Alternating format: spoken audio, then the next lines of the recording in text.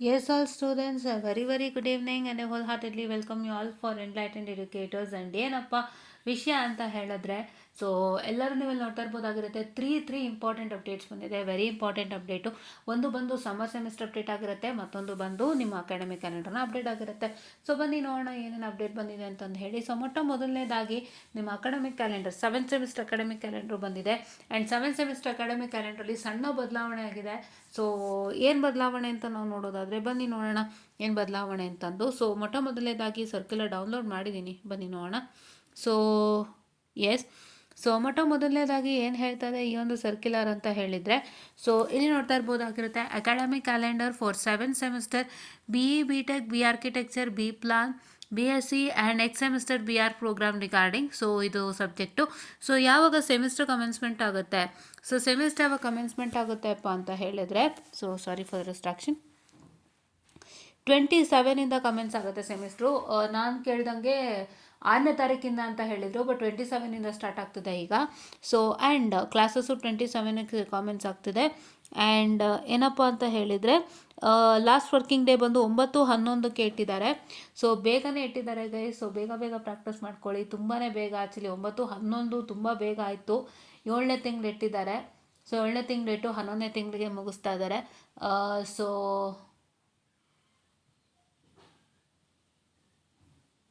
ಕರೆಕ್ಟಾಗಿದೆ, ಅಂದರೆ ಸ್ವಲ್ಪ ಬೇಗ.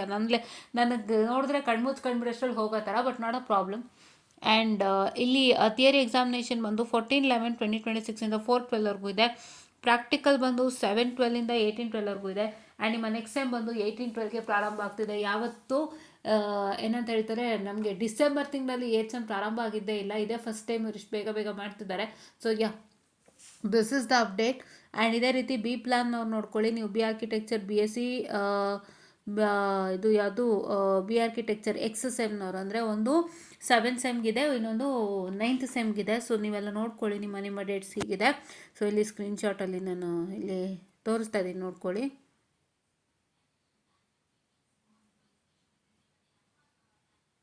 ಸೊ ಹಾಗಾಗಿ ನೆಕ್ಸ್ಟ್ ಏನಪ್ಪ ಅಂತ ಹೇಳಿದ್ರೆ, ನೆಕ್ಸ್ಟ್ ಇದಾಯ್ತಾ.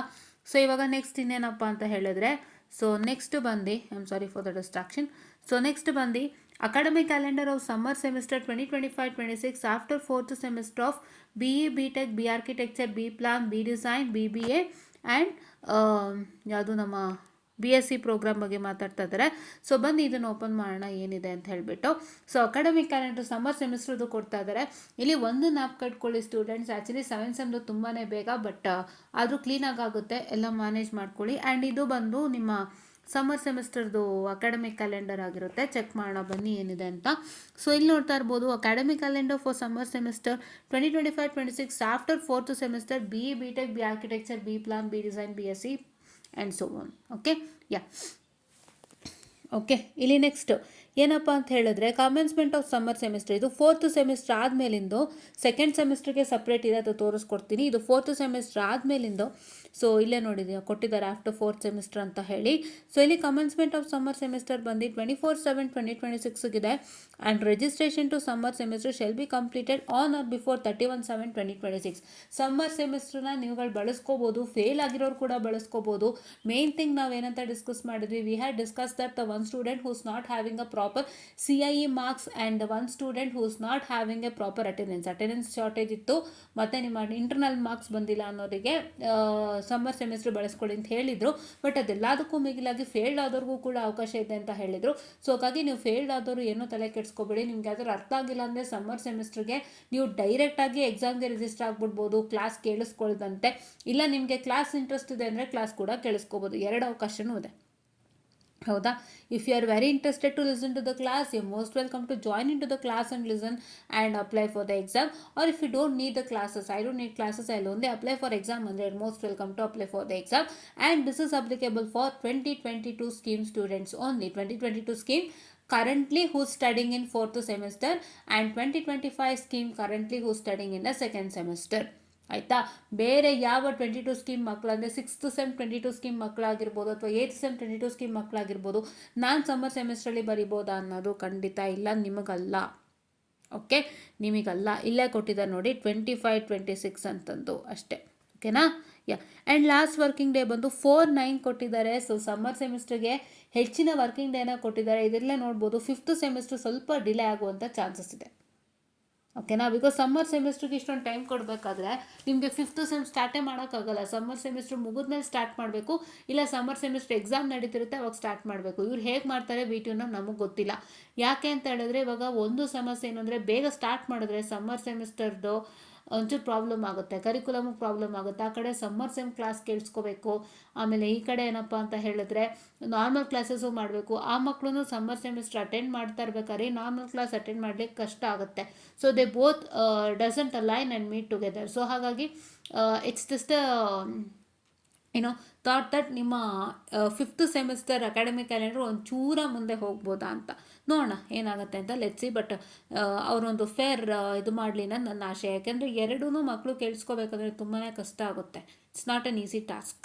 Fine, yes. ಅದಕ್ಕೆ ನೋಡಿ 4-9 ಕೊಟ್ಟಿದ್ದಾರಲ್ಲ, ಅದಕ್ಕೆ ಹೇಳ್ತಿದ್ದೀನಿ. And theory practical examination commencement date ಮತ್ತು ಸೆಮಿಸ್ಟರ್ ಕ್ಲಾಸಸ್ ಕಾಮೆನ್ಸ್ಮೆಂಟ್ ಡೇಟ್ ಬಂದು 7/9/2026 ನೋಡಿ ಇಲ್ಲೇ ಕೊಟ್ಟಿದ್ದಾರೆ. 7/9/2026 theory practical examination commencement date for 5th semester classes commencement date ಬಂದು 7/9ಗೆ ಕಾಮೆನ್ಸ್ ಆಗ್ತಾ ಇದೆ. ಆಯಿತಾ, 7/9ಗೆ ಕಾಮೆಂಟ್ಸ್ ಆಗ್ತಾ ಇದೆ. ಸೊ ಇದು ಸಮ್ಮರ್ ಸೆಮಿಸ್ಟ್ರಲ್ಲಿ ಕೊಟ್ಟಿರ್ತಕ್ಕಂಥ ಇನ್ಫಾರ್ಮೇಷನು. ನಿಮಗೆ ಒರಿಜಿನಲ್ ಆಗಿ ಒಂದು ಸರ್ಕ್ಯುಲರ್ ಬರಬೇಕು. ಅದೇ ಈಗ ಅಕಾಡೆಮಿಕ್ ಕ್ಯಾಲೆಂಡರ್ ಏನು ನೋಡಿದ್ವಲ್ಲ 7th ಸೆಮ್ಗೆ, ಅದೇ ರೀತಿಯಾಗಿ 5th ಸೆಮ್ಗೆ ಒರಿಜಿನಲ್ ಆಗಿ ಬರಬೇಕು.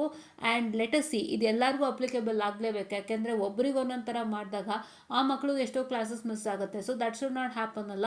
So that is why let us see ಎಲ್ಲರಿಗೂ ಒಂದೇ ಸತಿ 7/9 ಅಂತಲೇ ಬಂದರೆ ಸಂತೋಷ. ಸೊ ನ್ಯೂ ಮಕ್ಕಳ 7/9 ಅಂದರೆ ನಿಮಗೆ ತುಂಬಾ ಒಂದು ಗ್ಯಾಪ್ ಸಿಗುತ್ತೆ.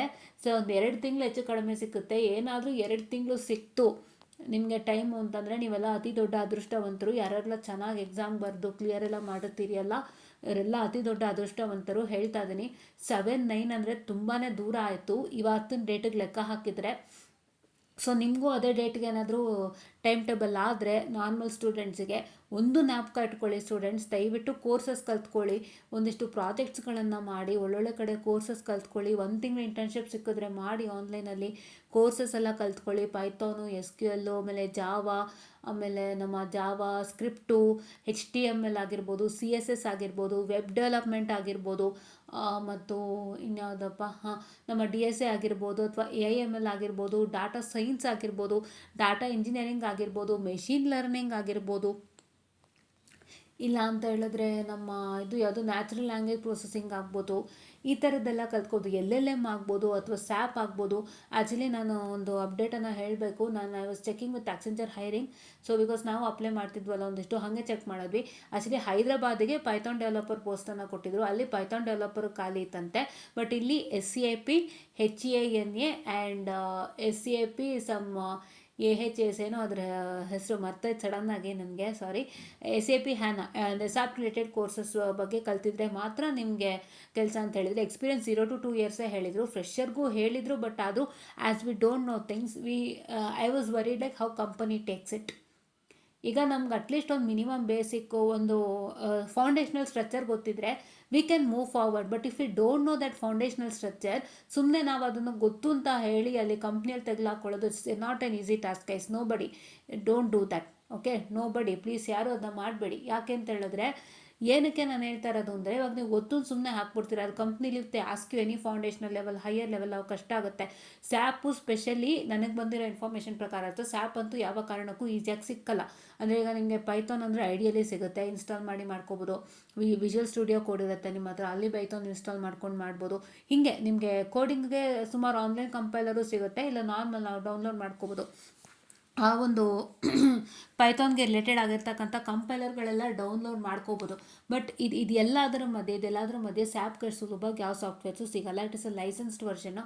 ಸೊ ಹಾಗಾಗಿ ಆ ಥರ ಎಲ್ಲ ಕೇಳ್ತಾರೆ. ಸೊ ಕಂಪನಿ ನೀವು ನಿಜವಾಗ್ಲೂ ಹೇಳ್ತೀನಿ, ನೋಡಿ ಕೂತ್ಕೊಂಡು ಎಷ್ಟು ಸಾಫ್ಟ್ವೇರ್ ಜಾಬ್ಗಳಿದೆ ಅಂದರೆ we even don't know the names.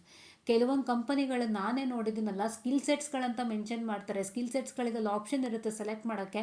And ಆಪ್ಷನಲ್ಲಿ ಇರ್ತಕ್ಕಂಥ ಸ್ಕಿಲ್ ಸೆಟ್ ನಾವು ಯಾರೂ ಲೈಫಲ್ಲೇ ಕೇಳಿಲ್ಲ ಅಂತ ಆಪ್ಷನ್ಸ್ಗಳಿರುತ್ತೆ, skill set options. Seriously Python S Q L ಏನಿಲ್ಲ. Python S Q L, JavaScript ಅಂತೆ, HTML CSS ಅವೆಲ್ಲ ಏನೇನೂ ಇರಲ್ಲ. ಏನೋ ಬೇರೆ ಇರುತ್ತೆ, ಒರಾಕಲ್ದು ಇರುತ್ತೆ, ಅಥವಾ IBMದು ಇರುತ್ತೆ ಗ್ರನೈಟ್ ಮಾಡಲು, ಅಥವಾ ಒರಾಕಲ್ದೇನೋ ಇರುತ್ತೆ, ಅಥವಾ ಸಿಸ್ಕೋದಿರುತ್ತೆ.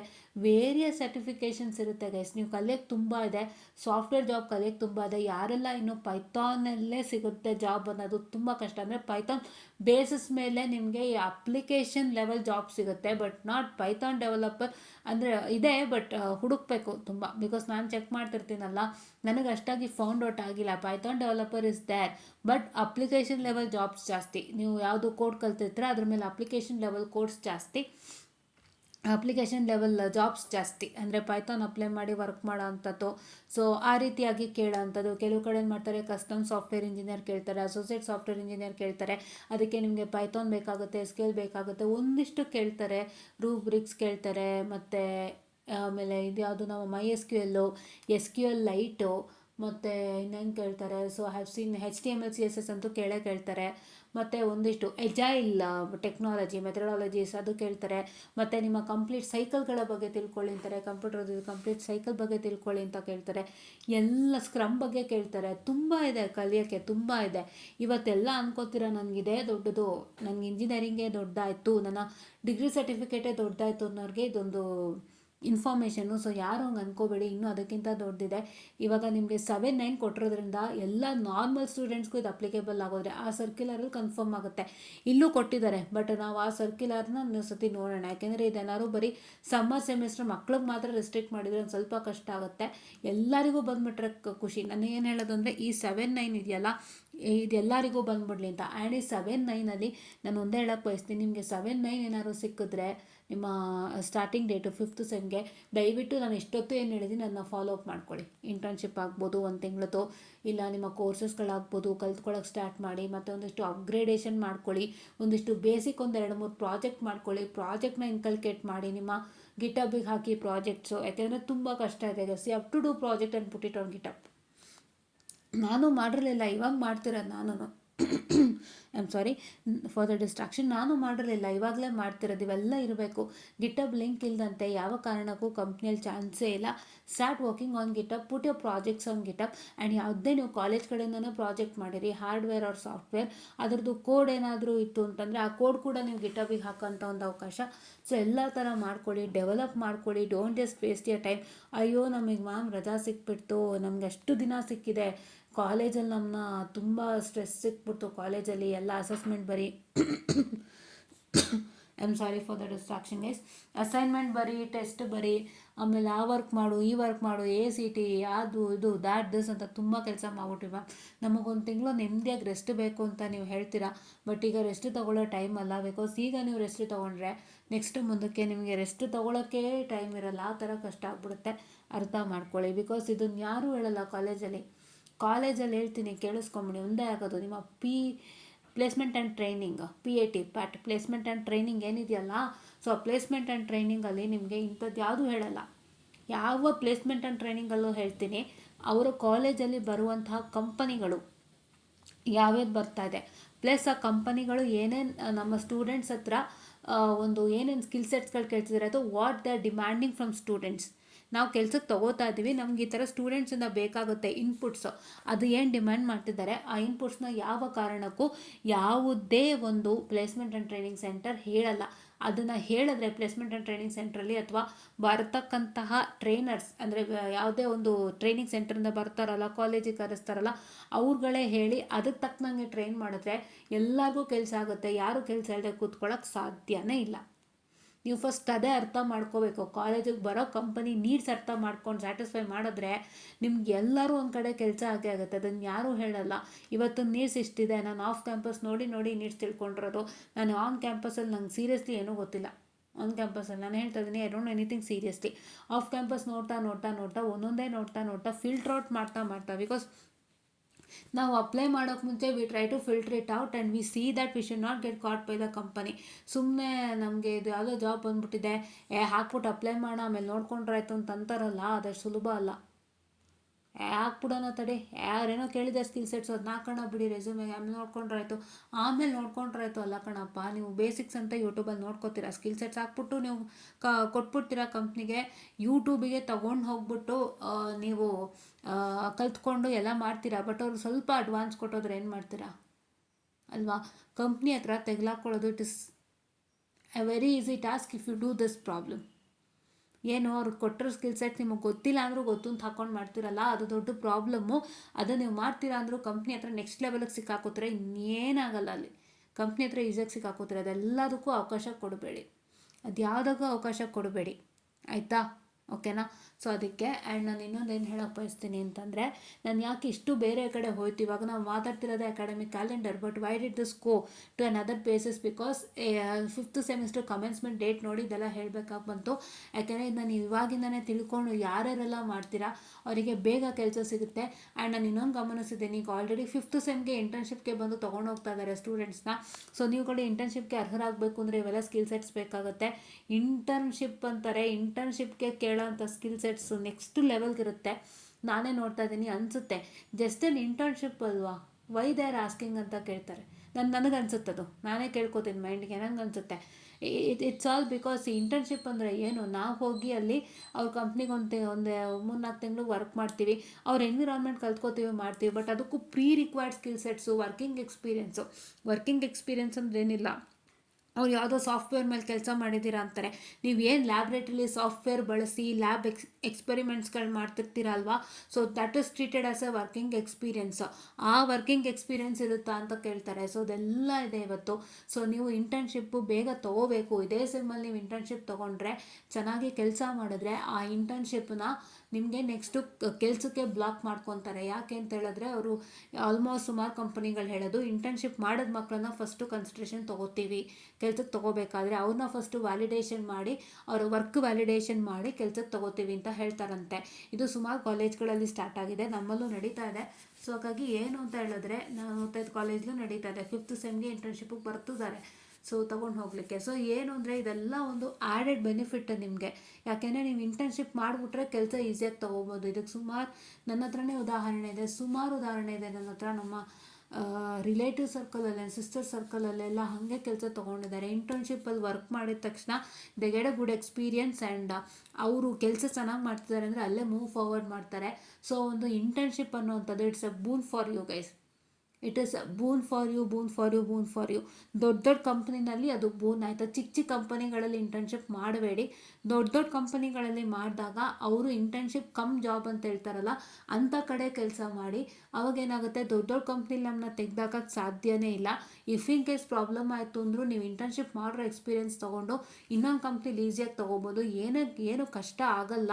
ಪಿಚ್ ನೀಟಾಗಿ ಮಾಡಿದ್ರೆ, ಇನ್ಫಾರ್ಮೇಷನ್ ಕನ್ವೆ ಮಾಡಿದ್ರೆ, ಮಾಡಿದ ಕೆಲಸ ಪ್ರಾಜೆಕ್ಟು ನಿಮ್ಮ ವರ್ಕು ಎಕ್ಸ್ಪೀರಿಯನ್ಸ್ ಜಾಗದಲ್ಲಿ ಕರೆಕ್ಟಾಗಿ ಕನ್ವೆ ಮಾಡಿದ್ರೆ, ಅದು ಅಲ್ಲಿ ಪಕ್ಕದಲ್ಲಿ ದೊಡ್ಡ ದೊಡ್ಡ ಕಂಪ್ನಿ ಲೈಕ್ ಹೆಲ್ವರ್ಟ್ ಪ್ಯಾಕರ್ಡ್ ಆಗ್ಬೋದು, TCS ಆಗ್ಬೋದು, ಮತ್ತು ಡೆಲ್ ಆಗ್ಬೋದು, ಡೆಲಾಯ್ಟ್ ಆಗ್ಬೋದು, ದೊಡ್ಡ ದೊಡ್ಡ ಕಂಪ್ನಿಗಳ ಹೆಸರಿದ್ದಾಗ ಇನ್ನೊಂದು ಕಂಪ್ನಿ ಹಾಗೆಲ್ಲ ಇದು ಮಾಡೋಕ್ಕೆ ಸಾಧ್ಯನೇ ಇಲ್ಲ. ಡೆಲ್ ಹೈಯರ್ ಯು, ಆಯಿತಾ.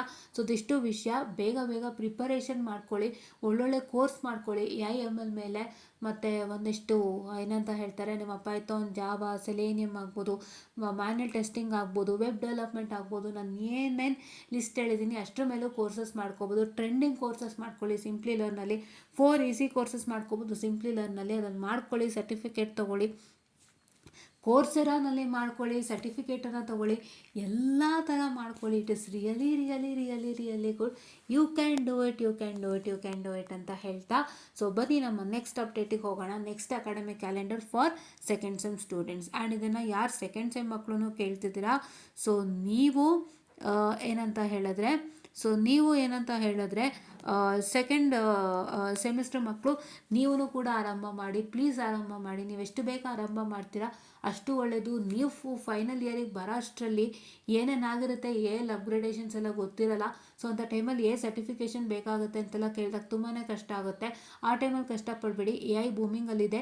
AIನ ಅವರು ಬೇಗ ಮೂವ್ ಅಪ್ ಮಾಡ್ತಾ ಇದ್ದಾರೆ, ಒಂದೊಳ್ಳೆ ರೀತಿ ತೊಗೊಂಡು ಹೋಗ್ತಿದ್ದಾರೆ, ಒಂದೊಳ್ಳೆ ಪೇಜಿಗೆ ತೊಗೊಂಡು ಹೋಗ್ತಿದ್ದಾರೆ. AI ರಿಲೇಟೆಡ್ ಏನೇನಿದೆ ಇವತ್ತು ನಮಗೆ, ಚಾಟ್ GPT ಇಂದ ಹಿಡಿದು, ಕಾಲ್ ಪಾಟಿಂದ ಹಿಡಿದು, ಮತ್ತು ನಮಗೆ ಮೈಕ್ರೋಸಾಫ್ಟ್ ಕಾಲ್ಪಾಟಿಂದ ಹಿಡಿದು ಮತ್ತು ನಮಗೆ ಕ್ಲೌಡ್ AI ಹಿಡಿದು ಮತ್ತು ಜಮಿನಿಯಿಂದ ಹಿಡಿದು ಏನೇನೆಲ್ಲ ಇದೆ ಎಲ್ಲ ಎಗಳನ್ನ ನಾವು ಹೇಗೆ ಬಳಸ್ಕೋಬೇಕು ಮಾಡಬೇಕು ಎಲ್ಲ ಗೊತ್ತಿರಬೇಕು. ಟೂಲ್ಗಳ ಬಳಕೆ ಯಾರು ಗೊತ್ತಿರುತ್ತೆ ಅವ್ರಿಗೆ ಮಾತ್ರ ಕೆಲಸ. ಸೊ ನೀವು ಬೇಗ ಬೇಗ ಕಲ್ತ್ಕೊಳ್ಳಿ, ನಿಮ್ಮ ಟೈಮ್ಗೆ ಸ್ಟ್ರಗಲನ್ನು ಮಾಡಬೇಡಿ ಆಯಿತಾ. ಈ ಮಕ್ಕಳು ಕೂಡ 5th ಸೆಮ್ ಮಕ್ಕಳು ನೀವು ಕಲ್ತ್ಕೋಬೇಕು ಜ್ಞಾಪಕ ಓಕೆನಾ. ಆ್ಯಂಡ್ ಇಲ್ಲೊಂದು ಸತಿ ನೋಟ್ ಇದೆ, ಅದನ್ನು ಓದ್ಬಿಡ್ತೀನಿ. ಈ ನೋಟ್ ಅಲ್ಲೂ ಇರುತ್ತೆ, ಸೆಕೆಂಡ್ ಸೆಮ್ ಅಕಾಡೆಮಿಕ್ ಕ್ಯಾಲೆಂಡ್ರಲ್ಲೂ ನಾನು ಇಲ್ಲಿ ಓದ್ಬಿಡ್ತೀನಿ ಒಂದ್ಸಲಿ, ಸೊ ದಟ್ ಅಲ್ಲಿ ಕಟ್ ಆಗುತ್ತೆ. The registration process for summer semester shall begin from the date of notification of the academic calendar. ಇದು ಅಕಾಡೆಮಿಕ್ ಕ್ಯಾಲೆಂಡರ್ ನೋಟಿಫಿಕೇಷನ್ ಇವತ್ತಿಂದ ಬಂದಿದೆ ಅಲ್ವಪ್ಪ, ಸೊ ಇವತ್ತಿಂದನೇ ಅವರು ಪ್ರಾರಂಭ ಮಾಡ್ತಾರೆ. ಸೊ ರಿಜಿಸ್ಟ್ರೇಷನ್ ಪ್ರೋಸೆಸ್ಸು ಸೊ ಇದು and shall remain up to 31/7 ಇರುತ್ತೆ. ಇವತ್ತಿಂದನೇ ರಿಜಿಸ್ಟ್ರೇಷನು 31/7 ಇರುತ್ತೆ. ಆಮೇಲೆ students are eligible for summer semester for the course 1 to 4th semester they have secured DX, NS and NP. ಅದೇ ಹೇಳೋದ್ನಲ್ಲ, ನಿಮ್ಮದು ಅಟೆಂಡೆನ್ಸ್ ಶಾರ್ಟೇಜ್ ಆಗಿರ್ಬೋದು, ಇಲ್ಲ exam ಅದೇ ನಿಮ್ಮ ಇಂಟರ್ನಲ್ ಚೆನ್ನಾಗಿ ಬಂದಿಲ್ಲ ಅಂತಂದ್ರೂ, ಪ್ಲಸ್ ಅಲಾಂಗ್ ವಿತ್ ಯಾವ್ದಾದ್ರು ಫೇಲ್ ಆಗಿದ್ರೆ ಆಯಿತಾ. ಓಕೆ, ಸ್ಲೋ ಲರ್ನರ್ಸು ಸ್ಟಡಿ ಕಂಪ್ಲೀಟ್ ಮಾಡೋಕ್ಕೆ ಇದೊಂದು ಹೆಲ್ಪನ್ನು ಮಾಡ್ತಿದ್ದಾರೆ. DX denote courses shortage of attendance. ಆಮೇಲೆ NS R NP denote non qualification.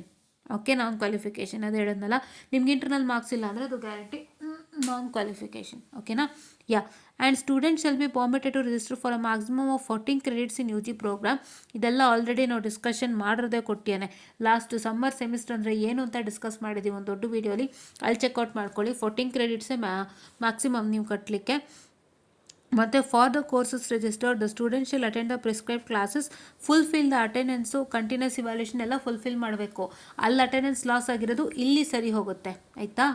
Okay, and ಮತ್ತೆ ಇನ್ನೇನು ಹೇಳಿದ್ದಾರೆ, and become eligible to appear for the semester examination. Principal of concern college shall provide the list of such student. 31/7 last ಆಗುತ್ತೆ. ಅದಾದಮೇಲೆ ಯಾರ್ಯಾರು register ಆಗಿರ್ತಾರೆ ಅವ್ರದೆಲ್ಲ list ತೊಗೊಂಡೋಗಿ ಪ್ರಿನ್ಸಿಪಲ್ಗೆ ಕೊಟ್ಟರೆ ಅವರು VT ಕಳಿಸ್ಕೊಡ್ತಾರೆ. ಬಿಕಾಸ್ ನಿಮಗೆ ಎಕ್ಸಾಮ್ ಅರೇಂಜ್ ಮಾಡಬೇಕಲ್ಲ ಅದಕ್ಕೆ.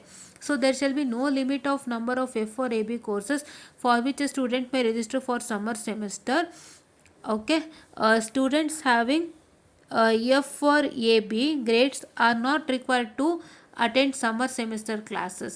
ಅವ್ರೇನು ಸಮ್ಮರ್ ಸೆಮಿಸ್ಟರ್ ಕ್ಲಾಸಸ್ ಅಟೆಂಡ್ ಮಾಡೋವಂಥ ಅವಶ್ಯಕತೆ ಇಲ್ಲವಂತೆ. ಸರ್ಕ್ಯುಲರಲ್ಲಿ ಕೊಟ್ಟಿದ್ದಾರೆ, ಇಲ್ಲ ಅಂತಂದು. If in case you are interested you can attend. ಕೇಳ್ಕೊಳ್ಳಿ. ಯಾಕೆ ಅಂತಂದರೆ ಒಂದು ಮಾತು ಹೇಳ್ತೀನಿ, ನಿಮಗೆ ಫೇಲ್ಡಾಗಿ ಏನಾದರೂ ಪ್ರಾಬ್ಲಮ್ ಆಗಿದೆ, ಅರ್ಥ ಆಗ್ತಿಲ್ಲ ನನಗೆ ಅಂದರೆ ಮತ್ತೆ ಕೇಳಬೇಕು ಅಂತ ಆಸೆ ಇದ್ದರೆ ಖಂಡಿತ ಬರ್ಬೋದು. ಅದಕ್ಕೇನು ಕಟ್ಟಿಲ್ಲ, ಇವರು ಸುಮ್ಮನೆ ಕೊಟ್ಟಿದ್ದಾರೆ. Are not required to attend summer semester. ಏನು ಬೇಕಾಗಿಲ್ಲ ಅಂತ ಇವ್ರು ಹೇಳಿದ್ದಾರೆ, ಬಟ್ ನೀವು ಇನ್ನೊಂದು ಸತಿ ಕಲ್ತ್ಕೋಬೋದಲ್ಲ. ಆ ಆಪರ್ಚುನಿಟಿ ನಿಮಗೆ ಮತ್ತೆ ಸಿಕ್ಕಲ್ಲ ನೋಡಿ, ಅದಕ್ಕೋಸ್ಕರ ಆಯಿತಾ. ಓಕೆ, ಅವ್ರು ಹೇಳ್ತಾರೆ, ಬಟ್ ನಿಮ್ಮ ಅನುಕೂಲ ನೀವು ಮಾಡ್ಕೊಳ್ಳಿ, ಅದು ನಿಮಗೆ ಬಿಟ್ಟಿತ್ತು. ಆ್ಯಂಡ್ ಇಲ್ಲಿ ಏನು ಹೇಳ್ತಿದ್ದಾರೆ ಅಂದರೆ ಆಬ್ಸೆಂಟು ಮತ್ತು F ಗ್ರೇಡ್ಗೆ ಯಾವುದೇ ರೀತಿಯಾದಂಥ ಕಟ್ಟಿಲ್ಲ. ಈಗ ಇಲ್ಲಿ ನೋಡಿದ್ವಿ ನಾವು, ಏನಂತ ನೋಡಿದ್ವಿ, ಒಂದು ಆರ್ಕಿಟೆಕ್ಚರ್ ಡೇಟಿಂಗ್ ಕ್ರೆಡಿಟ್. ಓಕೆ, ಒಂದು ಏನಂತಂದರೆ ಯಾರಿಗೆಲ್ಲ ನಮ್ಮ ಇದಿಲ್ಲ, ಯಾವುದು ಶಾರ್ಟೇಜ್ ಆಫ್ ಅಟೆಂಡೆನ್ಸ್ ಇದೆ, ಮತ್ತು ಯಾರಿಗೆಲ್ಲ ಇಂಟರ್ನಲ್ ಮಾರ್ಕ್ಸು ಕಡಿಮೆ ಇದೆ, ಇಂಟರ್ನಲ್ ಮಾರ್ಕ್ಸ್ ರೀಚ್ ಆಗಿಲ್ಲ, ಅವರೆಲ್ಲರಿಗೂ 14 ಕ್ರೆಡಿಟ್ಸೇ ಮ್ಯಾಕ್ಸಿಮಮ್ಮು. ಯಾರಿಗೆ ಅಟೆಂಡೆನ್ಸ್ ಶಾರ್ಟೇಜು ಮತ್ತು ಇಂಟರ್ನಲ್ ಮಾರ್ಕ್ಸು ಸ್ಯಾಟಿಸ್ಫೈ ಆಗದೆ ಇರೋರಿಗೆ 14 ಕ್ರೆಡಿಟ್ಸೇ ಮ್ಯಾಕ್ಸಿಮಮ್ಮು. ಯಾರ್ಯಾರೆಲ್ಲ ಫೇಲ್ಡ್ ಆಗಿಬಿಡ್ತೀರಾ, ನೀವು ಫೇಲ್ ಅಥವಾ ಆಬ್ಸೆಂಟ್ನವ್ರು ಇರ್ತೀರ ಅಲ್ವಾ, ಅವ್ರಿಗೆ ಯಾವುದೇ ರೀತಿಯಾದಂಥ ಕಟ್ಟಿಲ್ಲ. ಅವ್ರು ಎಷ್ಟೇ ನಂಬರ್ ಆಫ್ ಫೇಲ್ ಅಥವಾ ಆಬ್ಸೆಂಟ್ ಏನಿದೆಯಲ್ಲ, ಎಷ್ಟೇ ನಂಬರ್ ಆಫ್ ಫೇಲ್ಡ್ ಅಥವಾ ಆಬ್ಸೆಂಟ್ ಇದೆಯಲ್ಲ, ಸೊ ಆ ಆಬ್ಸೆಂಟ್ ನಂಬರ್ ಆಫ್ ಇದನ್ನು ನೀವು ಬರಿಬೋದು, ಎಕ್ಸಾಮ್ ತೊಗೋಬೋದು. ಇವಾಗ ಫಾರ್ ಎಕ್ಸಾಂಪಲ್ ನಿಮ್ಮದು 10 ಫೇಲ್ಡ್ ಸಬ್ಜೆಕ್ಟ್ ಇದೆಯಾ, 10 ಮಾಡ್ಬೋದು. 12 ಫೇಲ್ಡ್ ಸಬ್ಜೆಕ್ಟ್ ಇದೆಯಾ, 12 ಮಾಡ್ಬೋದು. ನೀವು ಕ್ಯಾಲ್ಕುಲೇಟ್ ಮಾಡಿದ್ರು ಅದು 14ಗೂ ಮೇಲೆ ಹೋಗುತ್ತೆ, ಬಟ್ ಆದ್ರೂ ಪ್ರಾಬ್ಲಮ್ ಇಲ್ಲ. You can right attempt any number of examinations. Okay, yeah, ಆ ರೀತಿಯಾಗಿ ನಿಮ್ಮದು ಫೇಲ್ಡ್ ಸಬ್ಜೆಕ್ಟ್ 10 ಅಟೆಂಡ್ ಮಾಡ್ಬೋದು, ಫೇಲ್ಡ್ ಸಬ್ಜೆಕ್ಟ್ 12 ಅಟೆಂಡ್ ಮಾಡ್ಬೋದು. ನಿಮ್ಗೆ ಯಾವುದೇ ಕಟ್ಟಿಲ್ಲ ಆಯಿತಾ. ಓಕೆ, ಎಬೋ ಪ್ರಾವಿಷನ್ ಯಾರಿಗೆ ಅಪ್ಲಿಕೇಬಲ್ ಕರೆಕ್ಟಾಗಿ ಹೇಳ್ತಾ ಇದ್ದೀನಿ ನೋಡಿ. Student admitted to first year of the UG in the year 2024 and 2025. ಓಕೆನಾ. And this is also applicable to the student who have taken readmission to 3rd semester during academic year 2025 to 26 from different scheme to 22 scheme. ಈಗ ಯಾರಾದರೂ 3rd ಸೆಮಿಸ್ಟರ್ಗೆ rejoin ಆಗಿರ್ತಾರೆ, ಯಾವುದೋ 21 ಸ್ಕೀಮಲ್ಲಿ ಇರ್ತಾರೆ ಮಕ್ಕಳು, ನನಗೆ ಇದು ಬೇಡ ಈಗ ಹೊಸ ಸ್ಕೀಮಿಗೆ ಜಾಯ್ನ್ ಆಗ್ತೀನಿ ಅನ್ನೋರು, ಮತ್ತು 3rd ಸೆಮಿಸ್ಟರ್ಗೆ 22 ಸ್ಕೀಮ್ಗೆ ರಿಅಡ್ಮಿಷನ್ ಆಗಿರ್ತಾರಲ್ಲ ಮಕ್ಕಳು, ಅಂಥ ಮಕ್ಕಳು ಅಂಥ ಮಕ್ಕಳಿಗೆ ಅದು ಅವಕಾಶ ಇದೆ. ಆಯಿತಾ? Okay. Next, the college must plan for extra sessions on week days, Saturdays and Sundays to complete the requisite hour of the academic terms of summer semester. Saturday Sundays class ಮಾಡ್ಬೋದಂತೆ.